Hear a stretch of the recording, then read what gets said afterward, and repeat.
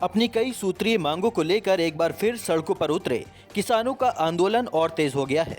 दरअसल आज यानी बुधवार को एक बार फिर किसान आंदोलन ने उग्र रूप ले लिया।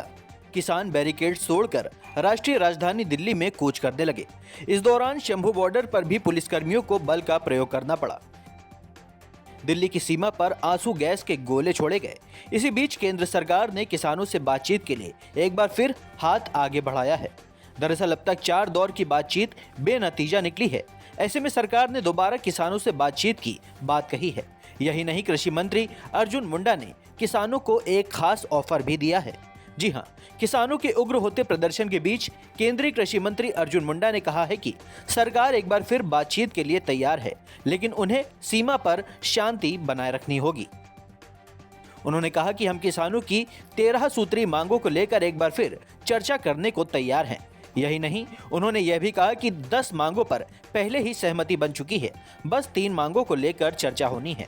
कृषि मंत्री ने कहा कि इन 3 मांगों को लेकर भी बातचीत के लिए हल निकाला जा सकता है, लेकिन इससे पहले शांति बनाए रखनी होगी। किसानों की इन मांगों को पूरा करने के लिए कुछ वक्त जरूर लगेगा, लेकिन इन्हें पूरा किया जाएगा। अर्जुन मुंडा ने एमएसपी गारंटी को लेकर भी किसानों के सामने सरकार का फॉर्मूला रखा है।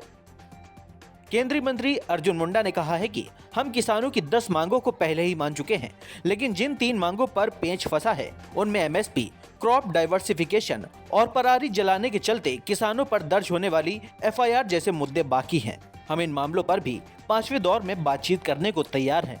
हालांकि उन्होंने इससे पहले शांति बनाए रखने की बात जरूर कही है। Desk report, Dastak times.